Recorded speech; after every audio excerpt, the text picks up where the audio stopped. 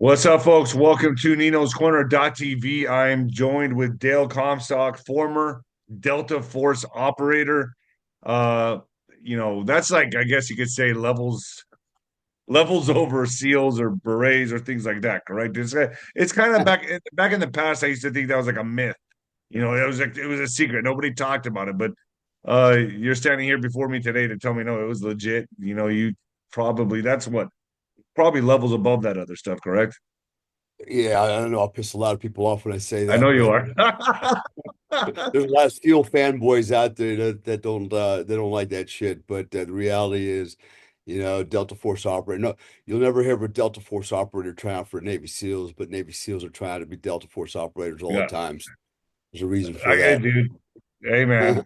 Props to you, bro. It's kind of like boxing, like there was amateurs, novice, and then pros, and Yeah, then 10, top 20. that's Same type right. of thing.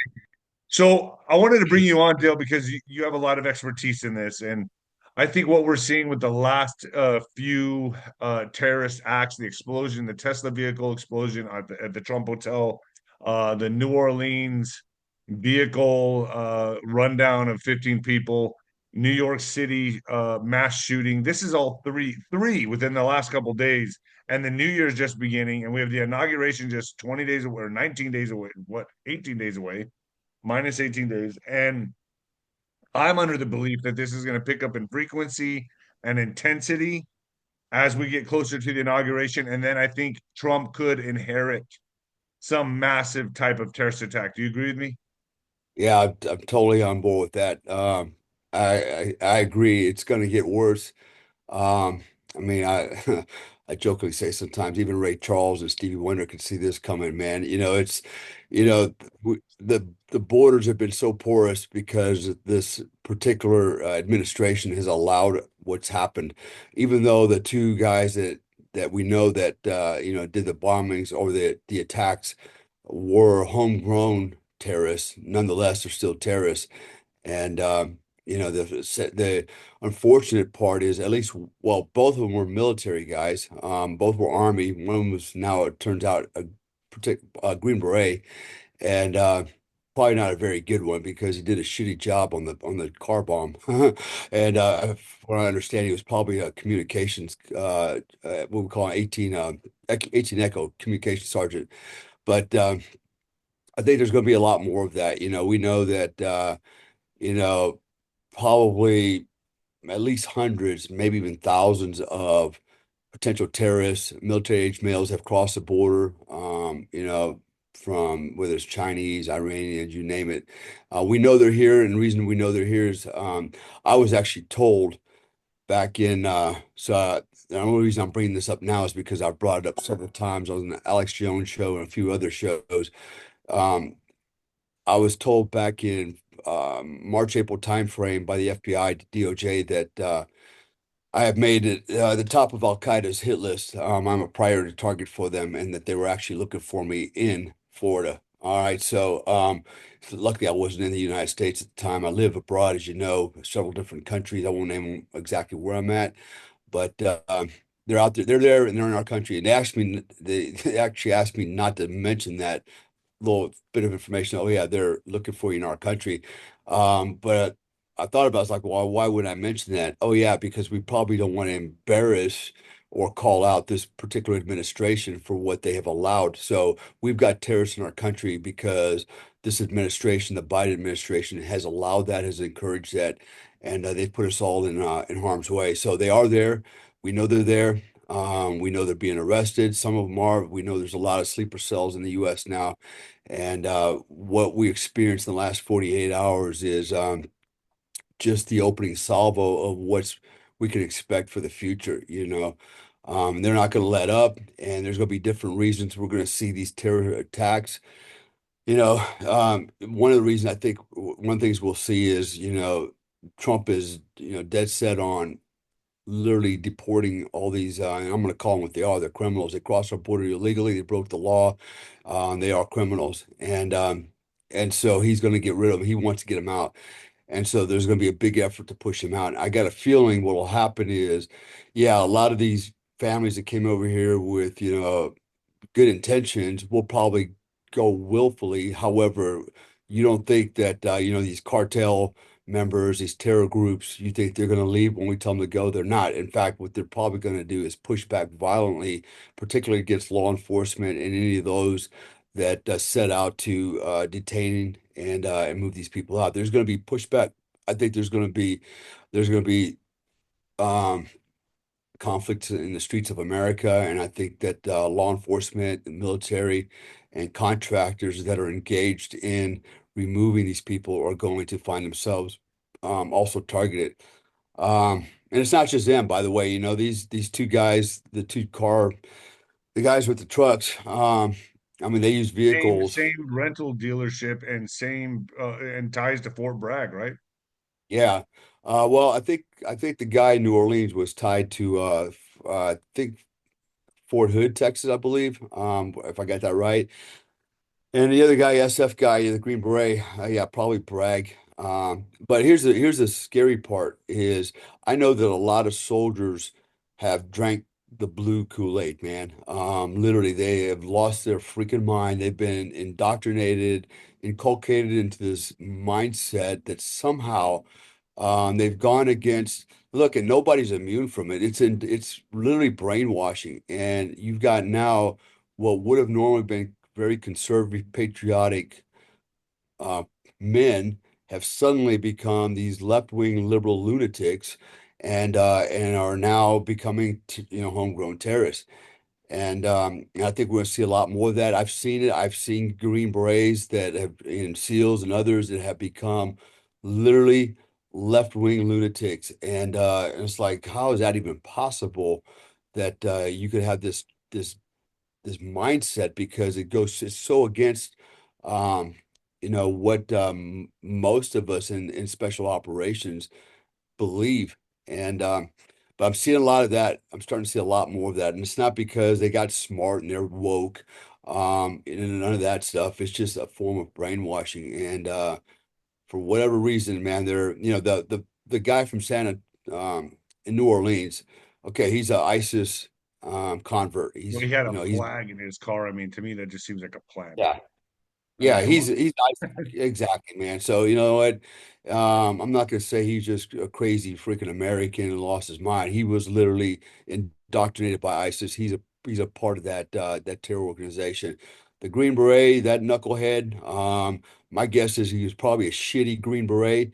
Probably just joined the Green Berets, made it through just to get the rank and the tab to say he could wear the Green Beret. Because by the way, there's a lot of guys that do that. There's a lot of guys that they don't go to special forces because they actually believe in the mission. They just go there for the training and for the promotion, and that's it. I've met them, and it's sad, but it's true. They're still at the end of the day, they're not superhumans. A lot of them are just they've taken advantage of their military service. Um, but in regards to for example, let's start with the New Orleans attacker. You know, that was obviously planned. He knew when to bring that vehicle in, from what I understand. I've been to the Bourbon Street quite a few times. I do know that they barricade the roads off, early in the evening, and there's no vehicle traffic allowed in that street. But it sounds like this guy knew that around 3:15 p.m. or a.m. they would lower the barriers and remove them, and the roads would open. And that's when he took advantage of it. He went screaming down the road in a pickup truck, ran a bunch of people over there, probably still drunk and hanging out, and did what he did. Definitely planned, definitely an ISIS radicalized ISIS terrorist. The guy in Las Vegas, I just think he was a homegrown terrorist. Um, that just Trump hater, Elon Musk hater, and it's just a left-wing Well, lunatic is what he. I dare to say that it was a warning shot. Using a Tesla, an Elon Musk vehicle, pulling it in front of the Trump Tower on New Year's Day, blowing it up. Yeah, I mean, to me, that was like, hey, that's mafia style, cartel style type fear mongering, or a warning sign to Trump is what I get. I'm gonna read something yeah, here real quick to you that Trump put on his Truth Social post, and it says with Biden open border policy. I said many times during rallies and elsewhere that radical Islamic terrorism and other forms of violent crime will become so bad in America that it will Yeah. become hard to even imagine or believe. The time has come. Yep. Only worse than ever imagined. Joe Biden is the worst president in the history of America, a complete and total disaster. What he and his group of election interfering thugs have done to our country will not soon be forgotten. So Trump has even said that with 100% certainty there will be terrorist attacks, a big one on in America. So I believe, I'm here on the border and I lived through the whole 𝗬𝗵𝗶𝗹 cartel wars, man, and they were bad. They even made a movie about it, 𝗬𝗵𝗶𝗃 with Benicio del Toro, and it was ugly there, man. I can't imagine that happening in the States, but I kind of feel like it's already happening, just spread out. And I think it's going to happen with more intensity, more frequency, to make it to where, from my understanding, they want to introduce lockdowns again, keep people in fear, hunkered down, uh, uh, kind of just like what happened in 2020. Are you under the agreement? Do you see the same thing happening, or Yeah, trying I them trying to happen? yeah, I'll see. Yeah, there's definitely gonna be more attacks. I mean, like I said, I said over and over, Ray Charles and Stevie Wonder saw this coming a long time ago. I've called it years and years ago. As a matter of time, but here we are. We have allowed it, nothing. Joe Biden and his ilk have allowed and intentionally invited in these terrorist organizations, include the cartels. They are here to stay. They're not going to leave. And so, America in that respect will be very much like, remember when Ireland and England, when they were in a terrorist, conflict they had at those times, France, and we look at Europe, it's come to America, and it was done intentionally by the left. And I hope that Trump, when he finally takes office, instead of this time just kind of just letting everything go, I hope this time he actually, you know, puts people in prison, starting with Joe Biden and his ilk, right on the chain of command. Mayorkas, Kamala Harris, everybody that's culpable needs to be in some way held in account, and in the most severe way, because I feel like it's treasonous what they've done, and they've risked not just the lives of Republicans, but even Democrats. This is when that driver went down the street in New Orleans, he wasn't looking for conservatives, MAGA guys to run over anybody. It didn't matter if you were left or right. Nor the Trump guy when he. By the way, that truck didn't blow up. That was not a VBID, vehicle borne improvised explosive device. It's the first time I've ever seen that. I've got quite a bit of experience with explosives. As you mentioned, I was a Delta Force operator. I was also a breacher. I'm an explosives expert. I was a Green Beret, and I work a lot with explosives. I've used explosives. I've made car bombs, like real ones, and it's the first time I've ever seen anybody use an electric vehicle and try to make it into a bomb, which, by the way, was not a bomb. He put fireworks in the back. He put various types of fuels in the back. The all you're going to get out of that scenario was what he got was essentially an incendiary device, and got a thermal effect. He didn't get any fragmentation or spalling. And the driver, it was all for naught, right? So he got no bang out of the buck other than, you gonna Right. maybe raise some eyebrows, but that's why I kind of said it was a shitty car bomb if that's what he was doing. And but we're gonna see more of that, and it's here to A stay lot for more very long time. in the I, article. You seen it? I see Boom, it. there. Yep, I see it. Yep, right there with you. Yeah, there it is. Yeah. I mean, that Uh, looked pretty devastating, but it didn't hurt. I guess it went off at the wrong time, but I guess they were expecting a lot more damage from that because I mean, driver, right? yeah, And then it injured a few other people on the outside, but I mean, it was early in the morning, nobody was out there, and it looked to me like it kind of missed its target, correct? yeah. It really, although you see a fireball and everything, it had a thermal, what we call a thermal effect. But you didn't really get any direct blast pressure off of it, the shattered windows or anything like that. There's no very limited, if any, real spalling or missiles coming off of the, fragmentation. So, you got a big fireball, and but that's about it. I mean, it could have been the it would have been more effective if he just used his vehicle and drove down the road and ran people over with it like the other guy did, right? So I don't know what was going on there, other than he's just trying to make a statement at his the risk of it, risking his own life or sacrificing his own life. But I wouldn't call it a bomb. I would call it more of an incendiary device and more of a psyops campaign. He's trying to scare people, scare Trump and Elon Musk. But and that's what terrorism is, by the way. To have a successful terrorist operation, you don't have people, you just have to scare a lot of people. If you're in person, you can scare 1,000 people, right? And or more, and that's the goal behind terrorism is to, if you will, persuade other people to act a certain way or respond a certain way Well, in I, of your I would objectives. imagine, that a lot less people are going to buy fucking Tesla vehicles now, and I would imagine a lot less people are going to stay at the Trump Tower because it's going to have some kind of collateral damage.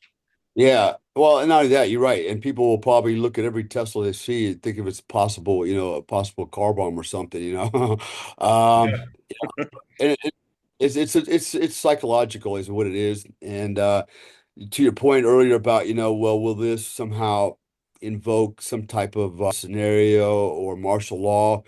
I will argue they might try, but that ain't gonna happen. They blew at the end of the day, nobody's down again. I don't think that's gonna happen. And they might try, but I don't think it's gonna happen. But I do expect that there's gonna be more incidents. They may get worse. But yeah, all I can tell people is, buckle up, hold on your hat, and put out your cigarette because it's gonna be a hell of a ride here pretty soon. And I agree. Let me ask yeah. you this. Let me ask you this, Dale. The mass deportations. Obviously, I believe, and a lot of other people believe along with me. You one of them. That the cartels are going to fight back. These people that came here are going to fight back. Does that mean Trump is going to have deploy the military on the streets or have special operations running on both sides of the border to take out the cartels? How would you being a Delta Force operator, how do you see this going down from your expertise level? I think what's gonna happen, this is my opinion. There's just not enough law enforcement or even National Guard to, if we're talking, and I'm just kind of guessing 20 million criminals across the border, right? That's a lot of people. Can they all be deported? Probably not, but probably a good majority can.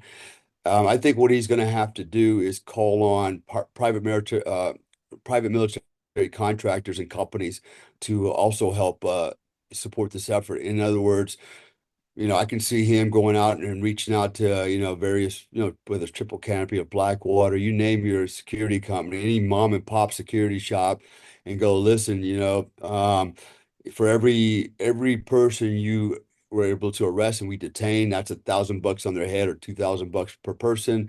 I can see them, deputizing a lot of people, a lot of PMC companies and paramilitary contractors so they can also do this because really what if you want to look at it like this, we've been invaded by, a foreign, let's call them, we won't have to call them enemies, but some of them are enemies and some of them are criminals, but there's a threat to our country and it's National time for, security, 100%. We know they're yeah, not all. I've seen them yeah, jump the fence. I know what I've seen. Dude, they jump yeah, the fence with an athletic ability that would make Olympians jealous. Like I'm not kidding. They almost like I'm not kidding, bro. What I've seen, like, is unbelievable. yeah, And they stop, they yeah. land on their feet, they look around, they go through the traffic, and I mean these dudes are incredibly, insanely athletic, and they're military age men. Yeah, and there's gonna be right, and the cartel guys aren't leaving. We've got Iranians, we've got Chinese. We've probably got every flavor of bad guy out there in our country. Some of these guys are organized. They were sent here intentionally. We've got sleeper cells in our country now, and it's gonna take the military, National Guard, law enforcement, FBI. There's gonna be a lot of resources that are gonna have to be you know, engaged in this thing to get these guys out. For example, all right, if we're going to deport 20 million people, we got to one positively identify them as being here illegal, right? That's going to require some intel sources to validate that, confirm all those things, and then we've got to go out and arrest them, hopefully peacefully. But I doubt this is going to be peaceful. and then we've got to detain them, and then we've got to figure out, okay, how we getting them out of this country, right? And What so about the people that are aiding and abetting them? What about the I've also heard, now this is what I've heard, even the lawyers, the immigration lawyers that are trying to protect them, they're under what's coming. They could even go to jail for this, correct? That's what I'm I'm hearing. I'm all on board with that. I mean, if anybody's aiding and abetting, these criminal organizations and these terrorist organizations, then you just put yourself in that same category as far as I'm concerned. And hell, you need to go to prison or go to jail for it. That's a form of it's a form of insurrection, and for sure, what's the word I'm looking for? It's you betrayed the country, you betrayed the Constitution, you betrayed the American people, and you're helping. I mean, look, I mean, what we've already had happen so far. By these criminals coming across the border, people getting robbed.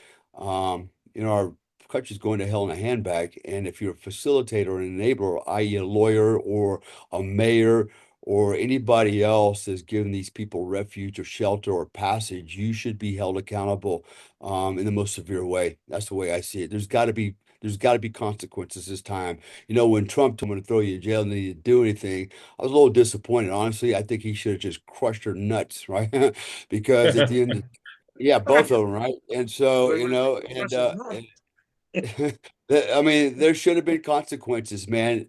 People should know that, listen, in the future, if you try to harm our country, harm our people and our children, there's going to be severe consequences, That's the only way it can be done. So, when the left goes, oh, he's going to, put every camps. Well, I'm like, you know what? Maybe we should just go ahead and do that.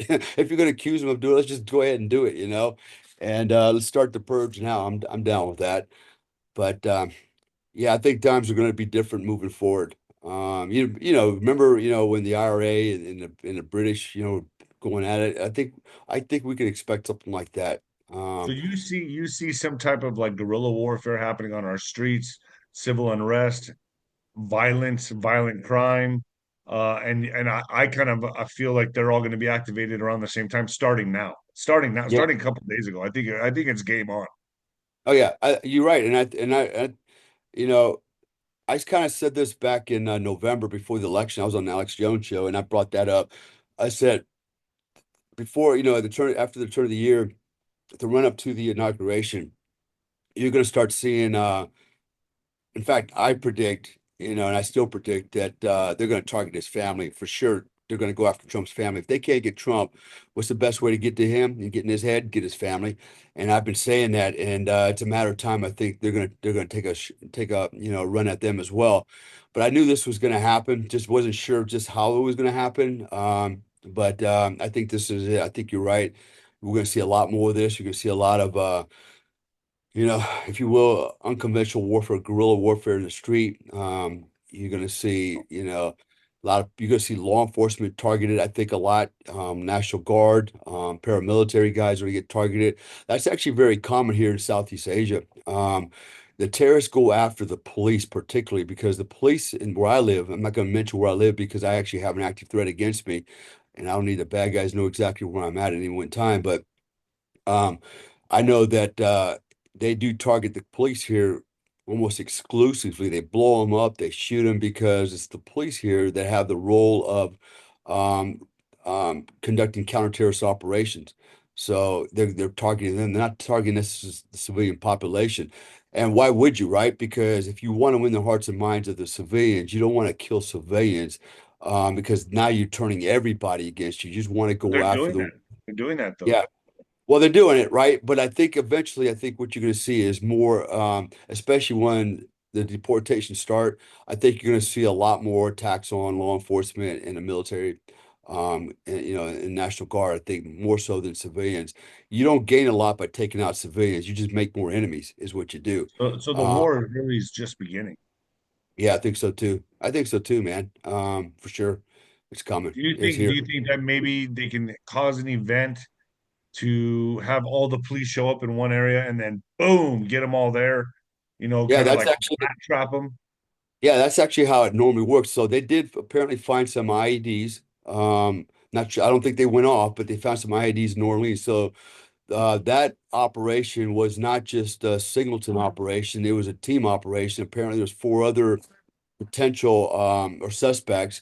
They did find other IEDs, and so my thinking is that might have been the mission was, you know, wreak some havoc, drawing all the first responders, bringing the cops, and then set off secondary and tertiary IDs, and get them out. That's kind of SOP now. So anytime, and anybody listening out there, if you ever happen to be in a situation where a bomb goes off or a mass shooting goes off, be very careful about going in there and trying to assist. I'm not saying don't help, but be very vigilant, because usually there's going to be a secondary a secondary ID or a secondary attack mechanism, maybe an active shooter or something like that, or a sniper that's going to wait till everybody comes together and they think, okay, the event's over, let's help everybody, and then boom, the second charge Boom. goes off.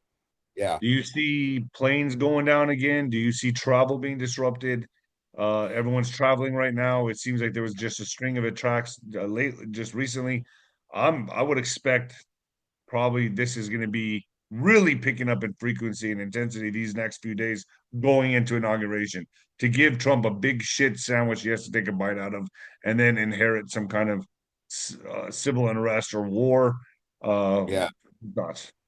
Well, you know what I think could happen is, I don't know about, the airplane option. I think that's been played out already. It'd be a little bit more difficult to do, although it's not impossible. By the way, the TSA, sorry, but it's not that effective. It's good, it's a good show for, the ignorant, the naive people go, oh, look, we got great security at the airport. There's a lot of ways to introduce terrorists and bad guys and explosives into an aircraft without actually having to go through a TSA checkpoint.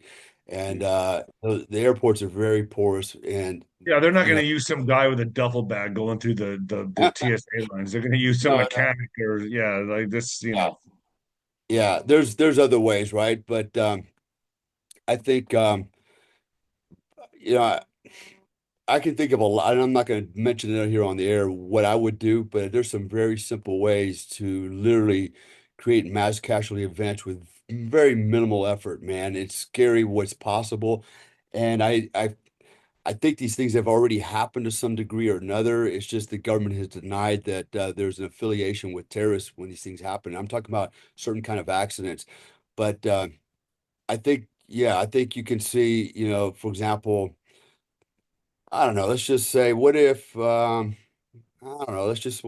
What if a train was derailed, roaring through a city, right, at 80 miles an hour?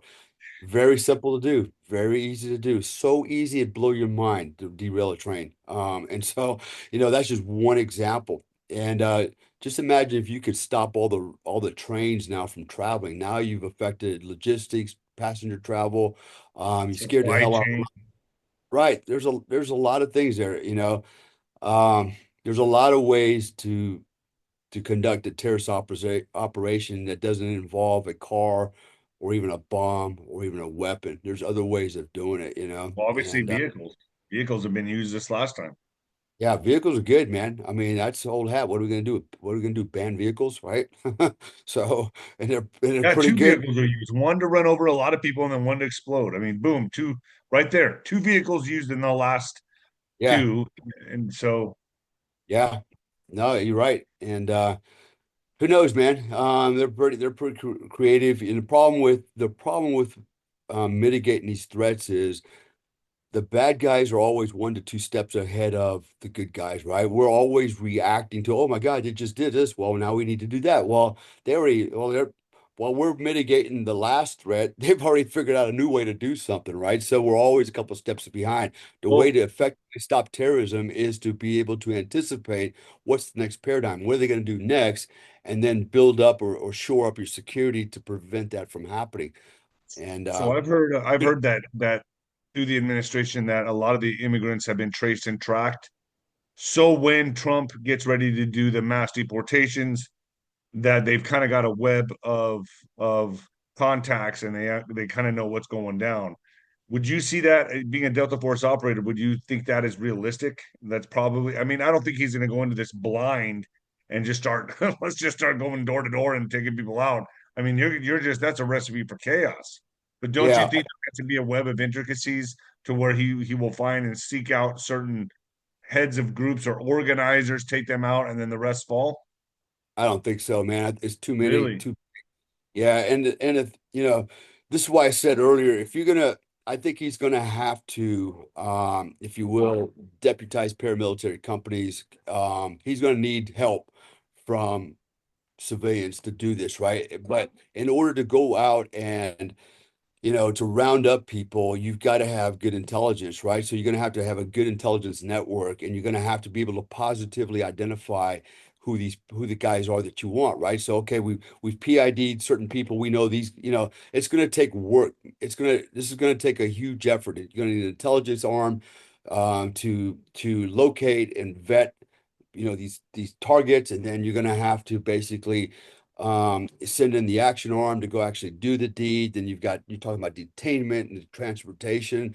This is going to be a huge effort. Now, it's going to be very prosperous for everybody that gets involved in this, especially if they put a bounty on some of these people's heads. People are going to want to cash in, right? But it's also going to get very ugly, very dangerous, and very lethal because people are going to resist. People are going to make mistakes. Some of the wrong people are going to get rolled up. Some people are going to push back because they are good guys and they are here legally.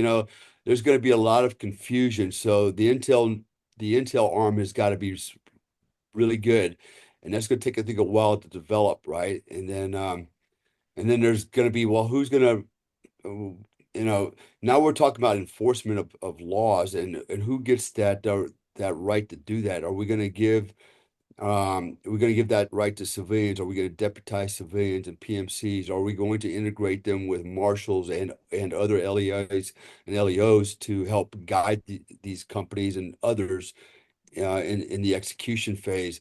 It's going to get complicated. I think there's going to be a lot of legal issues that are going to come out of this thing, a lot of lawsuits, I think a lot of death, a lot of injuries, going in both directions. It's just going to be, I think it could be very chaotic, but we have to ask ourselves a question. Are we going to do something about it? Or are we just going to let it, ignore it, and live with what damage has been done, which I don't think it's not going to subside. The cartel, you're right, they're here to stay.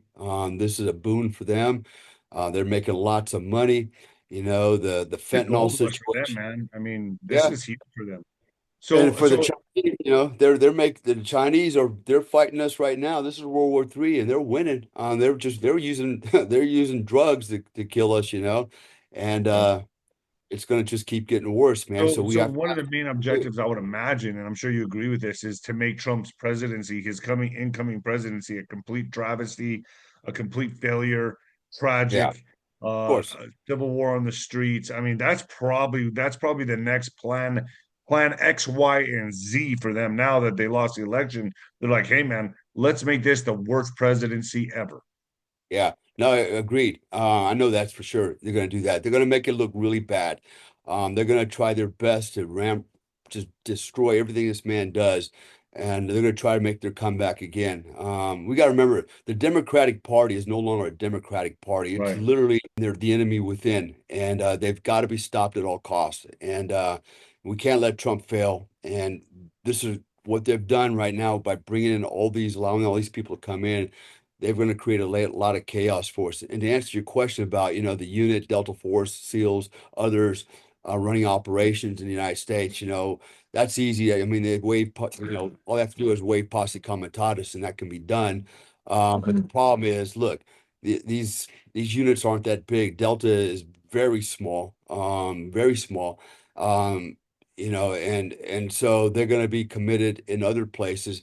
And the other thing is sending them saying, okay, we're going to run ops in Mexico to go after the cartels. Well, I think that would raise a lot of questions as well. But like, all right, we're going to go into our neighboring country, and we're going to kill basically some of their citizens, right? Because we think they're bad Yeah. guys. And so how are the Mexicans going to respond, especially that new bimbo, whoever her name is, I don't even think she's Mexican, right? She's the president. Good for You her. know, she's pushing back all kinds of bullshit. Are we going to go to war with the Mexican army, which, by the way, wouldn't be much of a war, but nonetheless, we're still going to, get resistance for them, I would assume. So I don't think that's going to be easy either, but I would agree that, we should go in there and take out the cartel. They are the enemy. They're not just drug dealers. They are the enemy. Um, how well, but we've got limited capability when it comes to our military. That's why I think that they're going to have to recruit paramilitary companies to do this. You're gonna need all hands on deck, and there's a lot of paramilitary guys out there and contractors looking for a job, and they're ready to go. They're ready to go do this. So we've got the numbers. It's just a matter of, will he? How we Will he? execute it. Yeah, exactly. And like I said, Well, Dale, and go money ahead. wise, there's definitely going to be some incentive there, and you know, I mean, damn, I could see this if I don't even know what the numbers are anymore. I mean, I've heard everything from 15 to 30 million. People have come across this border. And I'm they're sure a still lot. coming right now. They're still Yeah, coming right now. They have yeah, not been detoured, I'm hearing. I'm hearing you would think that there would be a stop and they would say, look, obviously Trump's coming in, he's gonna lay down the law, but that's not what's happening. They're coming in like gangbusters right now. yeah, and they know that. And so, do you think they're going to leave willingly? No, it's going to require force, and yeah, you're gonna. I'm.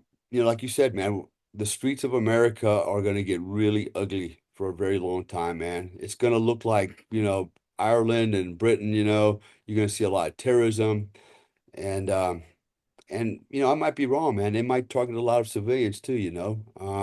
I think that's what they're gonna do because they're gonna make this presidency the worst ever. They're gonna Yeah, try to. yeah, So but I think this is not gonna be peaceful by any means. I think this is the beginning of war. Dale, no, I just go ahead. Go ahead. I was gonna yeah, no. Like I you said, agree. we're in alignment with everything that you just said, man. And I think there's gonna be more than there's gonna be more going on than we know we can expect, and I mean, think about this, man. And I've been thinking about this for years. Fentanyl. You know how dangerous fentanyl is, man. I mean, you get that on your skin, it'll put you right into cardiac arrest, man. I used to Yeah. carry Narcan when I was working out in California, doing security work. Cops gave me Narcan because you touch the wrong guy, or he touches you with fentanyl, you're down. I mean, there's so many things you can do with fentanyl.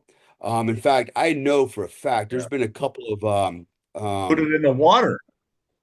well, the water, I mean, imagine this. There's been a couple concerts right now where people have stampeded, people have died. And, there was one in particular where a security officer said somebody jabbed him in the neck with what he thought was a needle.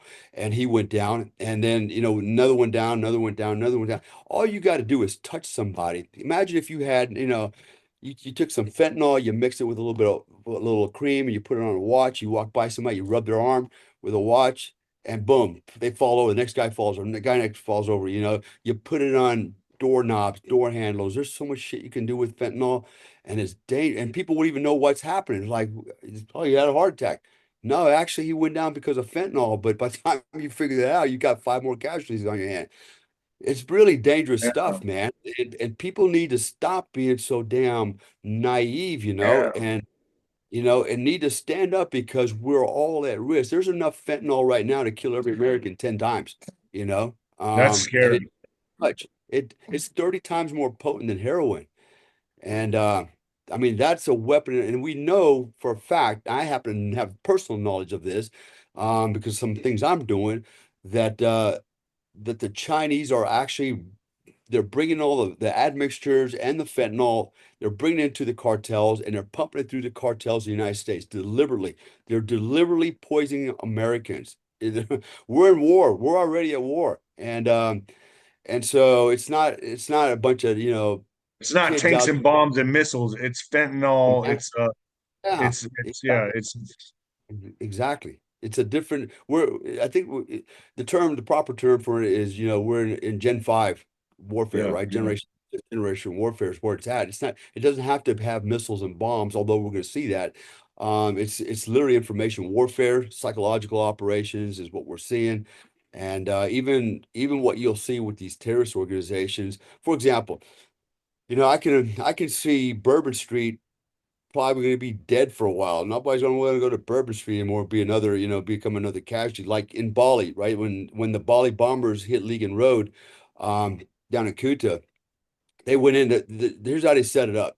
And this is a pretty good template, and a lot of people will use this, is they send a bomber into, and in fact, my wife and I used to frequent the same bar all the time, a bomber with a backpack. He detonated the bar, the backpack at the bar with him, both people inside, caused panic. Everybody ran out on the street. There was a car bomb on the street.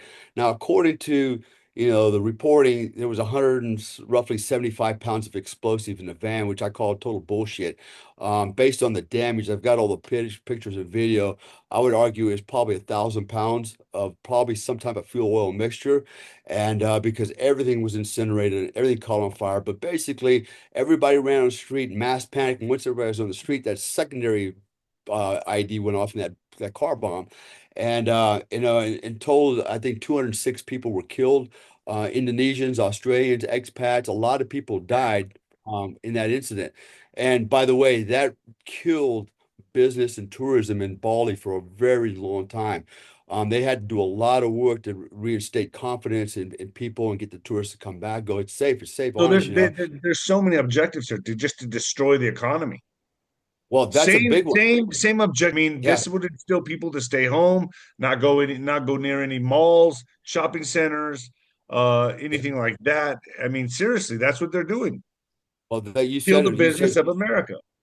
a mall, for example, a mall is a great target. It's a soft target, man. It's so, you go in and do a lot of damage to a lot of people. You're right. Scare them away from the malls, right?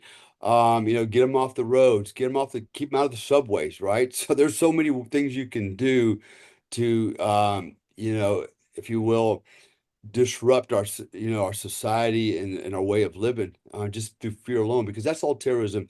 Really, the main mission for terrorism is um, to literally persuade, if you will, people to behave or governments to do something in alignment with the terrorist objectives. And it doesn't mean you millions and millions of people.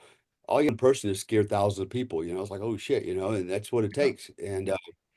And so I think we should expect a lot more of that.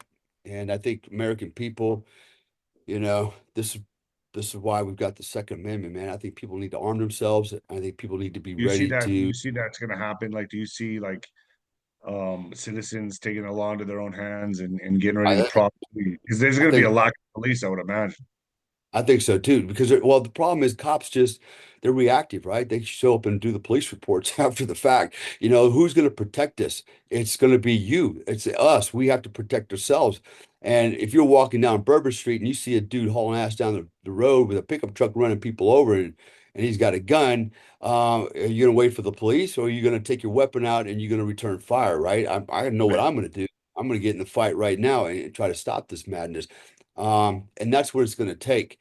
So, um, yeah, I don't know, man. I got a feeling the future is going to be really, really scary for a lot of people. And you're right. It's about to get crazy for sure. I know that. I think that we're in for a hell of a ride, man. A hell of a Yeah, ride. yeah, yeah. I, And you know what? And we got, who we can blame for that?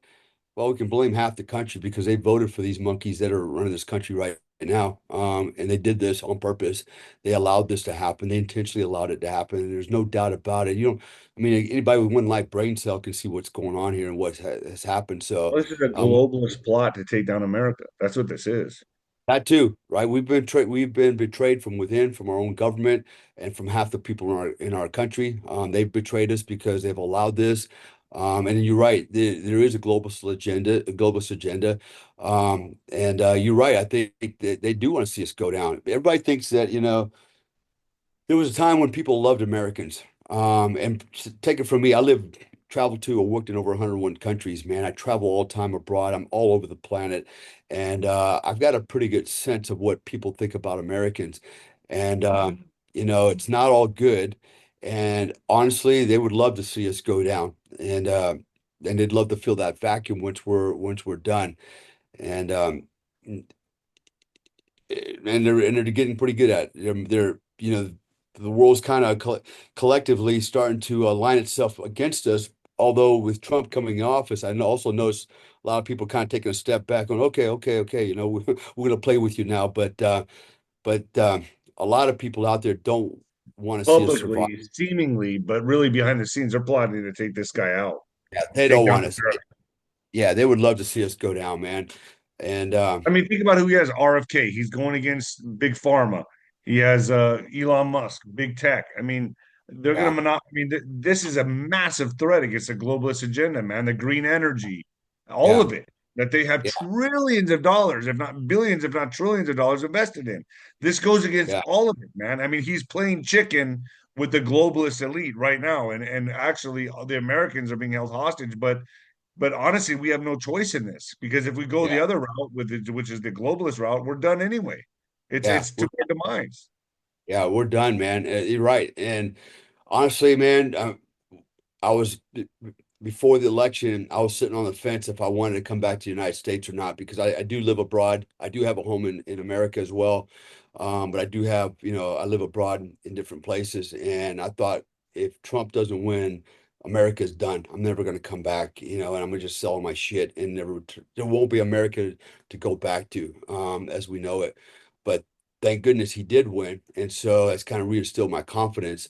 And I feel like enough Americans, have had enough as well. So I think we're going to stand up. I think America is going to stand tall. We're going to push back, and I think the world will. And here's another. So here's another a good sign. A lot of my friends, my foreign friends, a lot of expats that British, Australians, you name it, man, Asians, Chinese, are actually very happy that Trump won, and these were the same people that 4 years ago would talk all kinds of smack about Trump, and I actually cut these people off, man. I was like, I don't want you in my life, because we're not the same.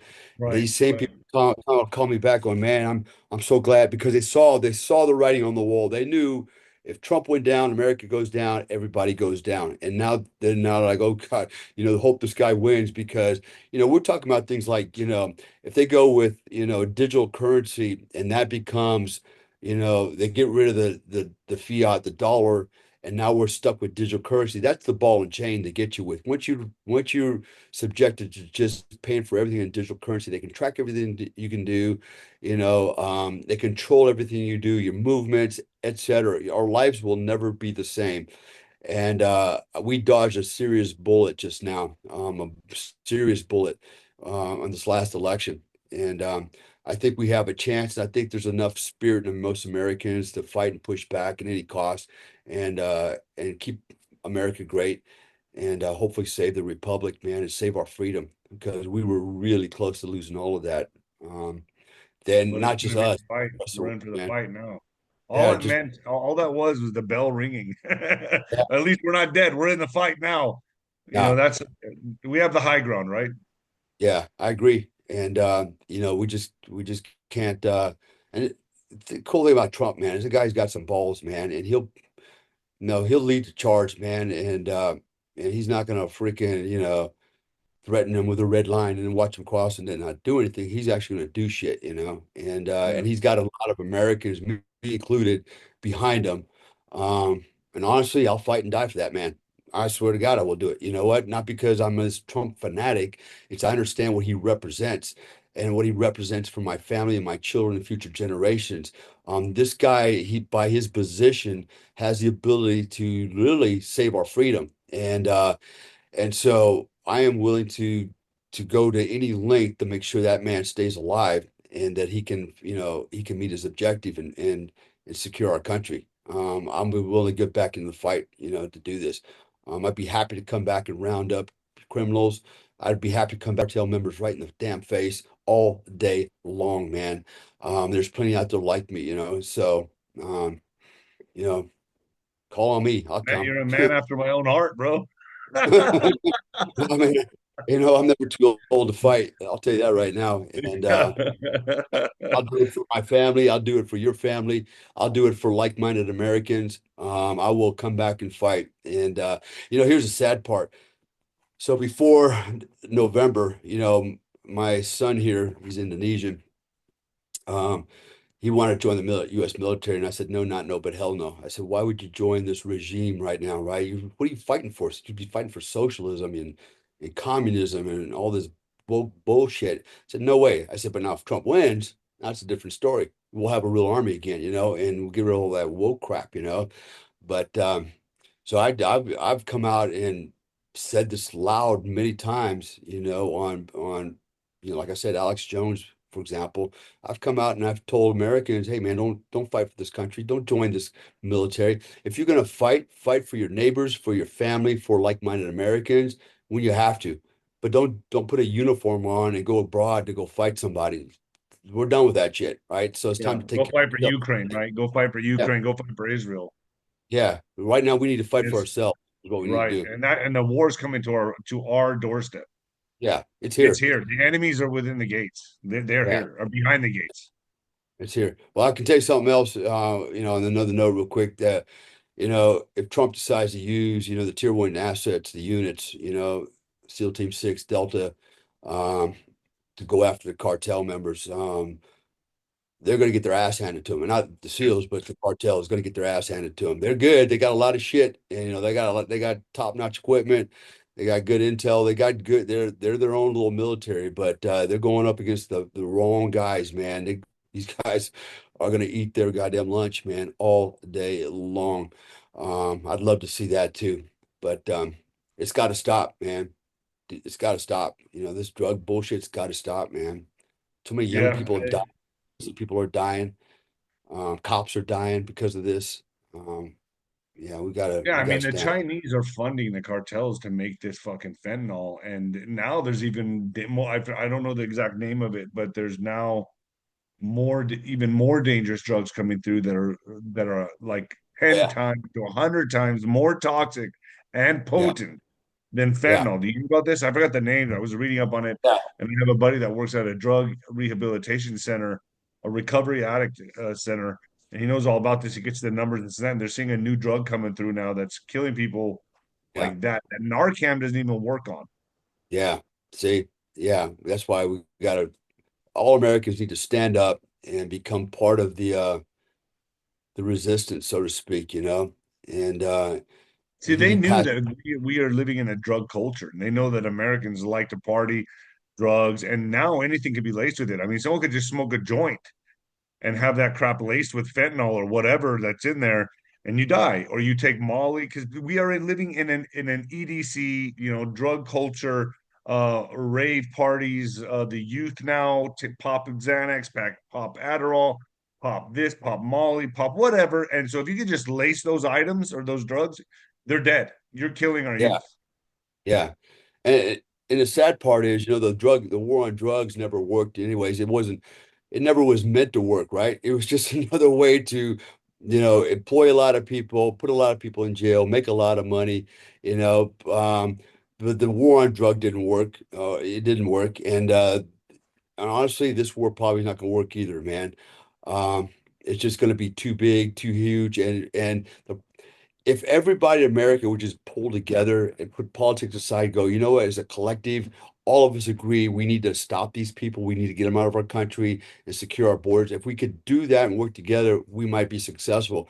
But the problem is, not only are the good guys going to have to fight the cartels and everybody's coming across the border, the good guys are going to have to fight other Americans that are opposed to this stuff, right? They're going to Yeah. push back and The resist. Like woke, these the woke.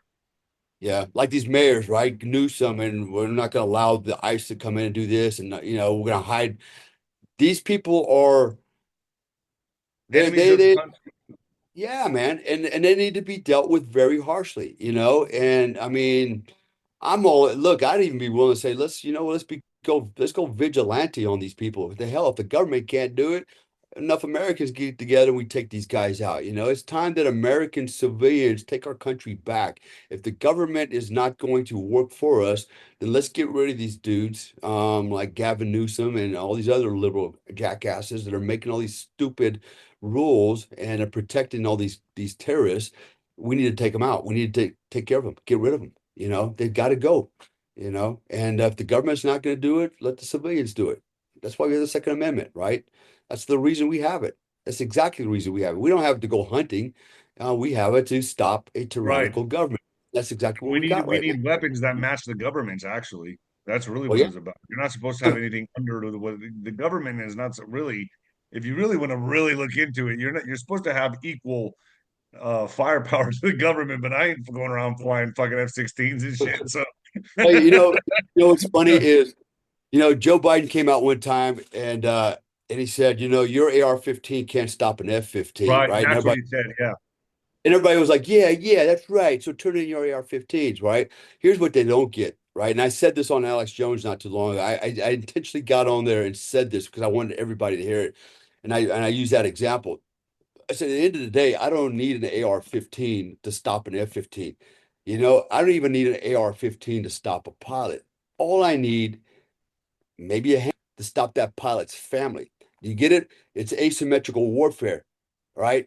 See, everybody's thinking, okay, soldiers fight soldiers. No, when my soldiers are dropping bombs on my family in my town, okay, then there are no more rules left. And that's when I go after your family and I take care of them, okay, in a very bad way. That's how you fight asymmetrical warfare. So this is what people don't understand. When you look at the war, like with the Russians and the Mujahideen, these are dudes running around in shower shoes and AK-47s, hand the Russian army their ass, right? And by the way, they did it to the Americans and to NATO. They did, right? We want to. Why did it took us 20 years and we still didn't win the damn war? And guess who won? They won, and they got $83 billion worth of equipment. And now we're actually paying Taliban millions and millions of dollars every month, giving them money on top of that. Who won this fight? They did again, right? Dudes, literally primitive dudes in flip-flops and AK-47s are winning war, right? It's unconventional warfare. And so that's the same thing in the United States. And I said this, I pointed out that there's millions of veterans in our country. And how long are you going to get pushed on, stepped on, shit on, not get your VA disability and the things that you have coming to you? At what point do we all start leaning forward in the foxhole again, rearm ourselves and go, you know what, we're not going to take it no more. And there's nothing the U.S. military can do to stop veterans. There's just not. We're going to win and fight the wars in the shadows. Now, I'm What are not the saying what are the do what that. are the what are the rates of death with veterans? I mean, veterans are dying off pretty quick, drug overdoses. Supposedly I 22 mean, a day. what Yeah, is it? 22 a day. They say it's 22 a day, but and I don't know if that's true or not. They say that maybe it is, why? You're right, probably because I know guys literally, I know Delta Op of drug overdoses with their families, like, done themselves. But there's a lot of other reasons for stuff like that. It's not just because they're having, PTSD, et Let cetera. me ask you this, man. You're obviously Delta Force doesn't get any higher than that. What do these guys struggle with, dude? Like when they come back, and this could probably be for a segment, another show, but can you just briefly touch on like I have PTSD, okay, and I was a fighter my whole life. I started boxing when I was 5 years old, and I was you boxed a little bit yourself. Like, I was in the high rankings, top 10, top five in the world, and dude, I have fucking PTSD from that fighting the Yeah. biggest baddest dudes on the planet, and then also getting a knife shoved in my face. I got cut open, my neck slit open coming out of a bar, and I have PTSD. What do these guys, and when people ask me what does PTSD feel like, well, I say it's like having lightning in your bones. I'm never comfortable. I'm always panicking. I'm always on guard. I'm always fucking freaking out on shit. Is that what they go through? I mean, and how come they can't adjust to regular society? I have a hard time adjusting. I've thought of doing bad things to myself many times, but do these guys just come back and they're broke and they're on the street and they're suffering like such massive PTSD they just decide to take themselves out? Like what is it, bro? Like what is it? Like they take the drugs to hide the pain, to mask the pain. What is it? Yeah, I think it's actually several factors. So one is you're right. A lot of guys just can't cope with what they've seen in combat, right? Now, there's a lot of guys that are in that boat. It's just the horror of war and it just wears on them and they can't shake it. There's other guys, and I'll use myself as an example, that I mean, I've literally as a war fighter, I was been in every conflict from Grenada to Mogadishu to Desert Shield, Desert Storm, Panama. Um, right now, Iraq, Afghanistan, Yemen. I can go on and on and on. And I've seen a lot of combat. I've got well over 500 combat missions under my belt. And for me, I am one. I'm rated 100% PTSD. I have a 100% disability, right? And a lot of it is because of PTSD, but it's not because of the horror of war, like, oh my God, I almost died. The PTSD that I suffer from, if you want to, I guess we call that suffering, is what I have difficulty coping with is not because I almost got killed or I had to kill a dude. It's because I watched, for example, I remember being on the streets of Tikrit I got a kid in my arm, he's 2 years old, and he reminds me of my little boy screaming, hollering, crying, and I got a weapon in the other hand, and we're going in and dunking his parents, his dad, for being an IED maker, and this kid's freaking scared. And that's the kind of shit that you think about because you see your own children in these scenarios. The women screaming, in horror in their homes as we come in and, we're blasting the place, and the kids screaming and seeing death and seeing dead children and dead women.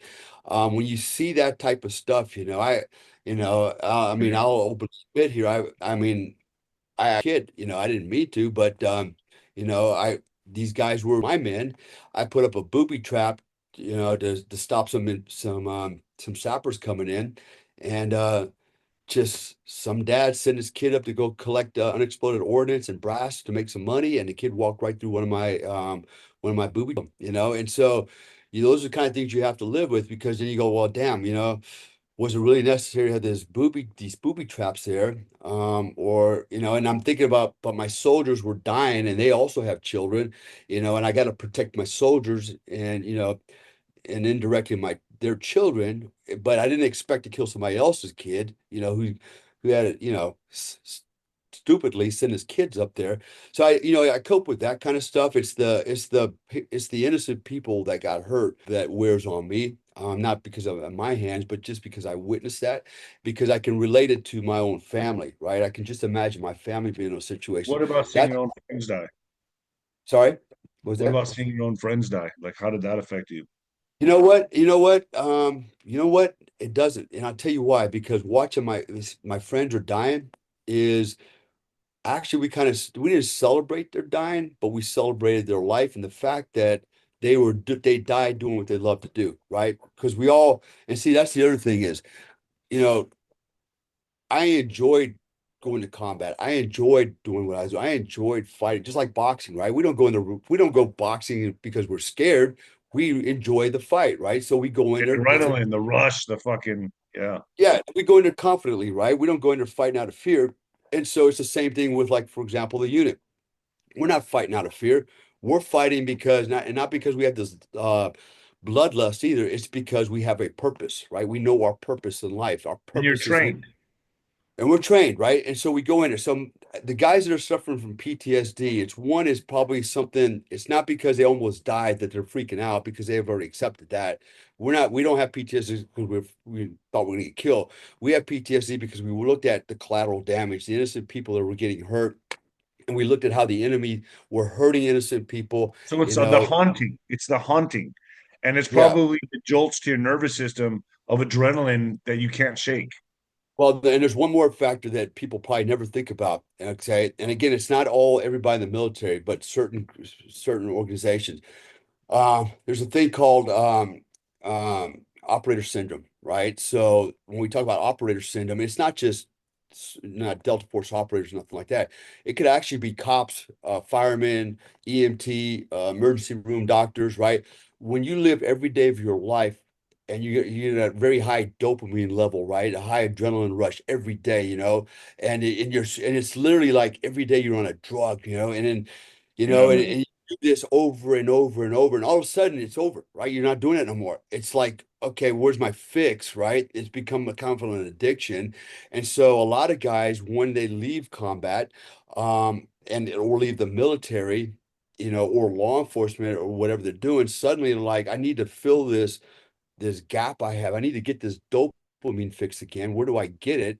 And so they turn to other risky behavior, right?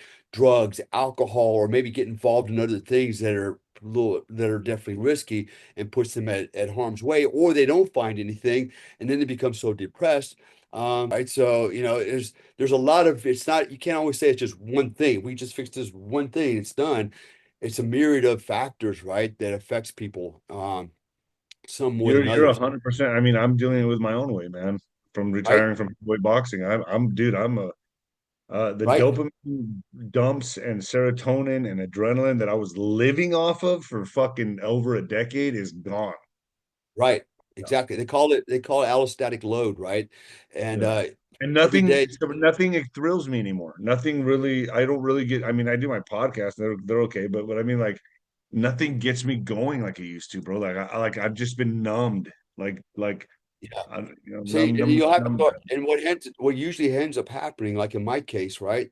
I mean, all I know is the military. I was born into the military with my family. I was a lot of time in the military, and suddenly I'm in the civilian world, and which is was kind of tough to adapt to it because I hate to say it, the civilian culture is not like the military culture, and suddenly it's going from a place that, believe it or not, you feel safe and secure, even though it's the military. All of a sudden, you're cast out here in the civilian world where it's not safe, secure, and there's a lot of lunatics out here, and just things aren't operating like in the military. It's more chaotic out here. Suddenly, you find yourself trying to adapt and blend in, and then you try to find that adrenaline dump, that we talked about, that dopamine fix, and you end up looking for, alternative sources.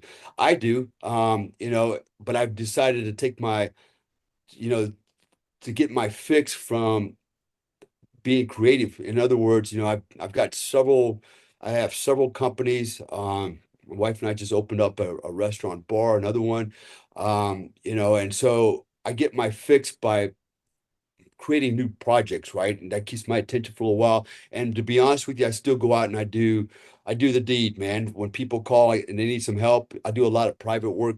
People have issues and they need me to come fix it for them. They pay me a lot of money. I go fix these problems, and that's kind of how I get a fix, right? So it's like going back and taking a drink from So the well you're, so every now. you're dirty deeds done dirt cheap. Yeah, but it's a matter of time before I fall in that well and never get back out. I know that, and but in the meantime, it kind of every now and then I get a little dopamine fix, and I come back to reality. I get to do my other stuff, live a normal life, and then every now and then I get that itch, and then somebody calls, and I'm like, I'm in, and then off I go. It's just part of now. I don't know if it's part of my DNA, but it's part of my programming, and we all need it, especially guys that live in a high allostatic, have lived a high allostatic load all their lives. It's a hard thing to shake. And if you don't do it, you get depressed. I know guys have gotten very depressed, or they get involved in risky behavior. They start drinking and drugs, and they're not the same people they were in the military, because they just can't cope anymore. And like I said, it's not just This special happens to forces. fighters too, though, man. I have a lot of friends that were professional champions. I mean, world champions that are now broke and dead. They're dead. They're dead. And most of them are dead, or they're on their way out, bro. They're strung out on the street. I heard of a Yep. fighter that's just walking the street barefoot, walking the street barefoot on meth and on other shit. And he Yeah. can't. He was a champion fighter, and now he's just Yeah. a druggie. Yeah. Yeah, that's what happens, right? It's that dopamine, man. Some of us have a very high we we got used to very high levels of dopamine, and then we keep looking for more and more and more because dopamine starts we become desensitized to it, right? So we need another fix, a little bit better one, right? So we do more risky behavior, more risky behavior, more risky behavior until the job is over, the career is over, and you're sitting outside in the civilian world going, okay, what do I do to get a fix? Um, so yeah, there's a lot of PTSD for a lot of different reasons. You can't neck it down to just one thing, I don't think. Everybody has their reasons for it. I don't know what everybody's reasons are, but I know what mine are, and it had nothing to do with being, afraid of dying. In fact, I've never been really afraid of dying. I know that sounds dumb because I've heard guys go, if you're not afraid, you're a fool, right? That's what keeps you alive. Well, actually, I'm so confident in what I do, I don't have to be afraid. I go to combat because I know what I'm doing. So I'm not Can I just say fearful. something to that? Can I say something to that? Yeah, Because I was always terrified before every fight. Every fight I got into up until I was 36-0, I was terrified to fight. The two times I was not scared anymore. The two times that I was like, these guys are bums, I'm gonna walk right over them. I got knocked the fuck out because I was fucking not scared anymore. yeah. there's you know there So I think fear keeps you sharp. well there's three you know so I do a lot of performance coaching, right? Online coaching, life coaching, if you will. I look at it like this: there's three types of men, right? There's the fearless guy who's too stupid to realize he's in trouble, but he does it anyways, right? The second guy is the courageous guy. Now the courageous guy, he's in trouble and he knows he's in trouble, but in spite of being in trouble and knowing he's in trouble, he acts anyways, even if he doesn't know what he's doing. At least he does something, right? That's better than just standing there in the X, you know, like a deer in the headlight. And the third guy is the guy that's the confident guy, which I like to think of myself as. I've gotten so good at what I've done in the art of war, so to speak, that when I go in, I don't have a problem fight. I don't fight out of fear. I fight out of confidence because I'm controlling the situation, not letting it control me. I have no problem going through a door first with bad guys on either side. And I've done it before. I said, guys, I'll take the point, kick that door and let me go because I know I'm level-headed. I'm control the situation, you know, and I just feel like, you know, like you said, I'm gonna walk in and just knock them out, you know. And so now I'm still here, you know. So I didn't get knocked out yet, but maybe I never will, hopefully. But I think it's different, right? So there's maybe different levels of, you know, fear. Yeah, I've got a, you know, let me kind of go back and walk that back a little bit. You know, yes, I'm very confident, but I'm also understand that I'm not invincible. So I have to be more careful with everything I do, but that's not because of fear. It's just because of self-preservation. I'm very careful about what I do and I keep my head on the swivel and I make sure that you know, I don't unnecessarily expose myself to, you know, harm. And I think that's comes from like you said earlier, from training and experience allows me to do that, right? But you know, there's only been two times in combat that I've ever like been, oh shit. And the one time that really resonates the most with me is I was driving, it was in Iraq, went up along the Tigris River. I was driving a thin-skinned Land Cruiser, me and another guy in it, 5-speed V8. It was actually two vehicles. We just went somewhere. There's a total of five of us, three guys in a vehicle in front of us. Their vehicle was actually armored G-Wagon. And me and the other guy were in a thin skin in the back. And we're freaking cruising along. It's a beautiful sunny day in Iraq. It's still Iraq, but it was really easy getting to this lulled into this sense of complacency. Like, wow, what a beautiful Sunday drive. We're cruising along here. You got date palms everywhere, the Tigris River, you know, and we're rolling along through this agricultural area. And then all of a sudden, all hell broke loose. I got ambushed. They shot the shit out of my freaking car. I mean, freaking rounds coming through the window, and it was just for a moment there, it was like I had no idea where the hell I was at or what was going on because I lost my Your bearings. situation. Yeah, I let my guard down. I got too. I That's mean, what happened to me. yeah, figuratively driving, yeah, figuratively sleeping at the wheel, so to speak, you know. And I remember I reacted because I knew how to react. So as soon as it happened, I reacted, um, and got off the X, you know, got down the road about another mile with my car, was able to limp it to a stop and you know, and car was damaged, tires were blown out and everything, and windows were gone.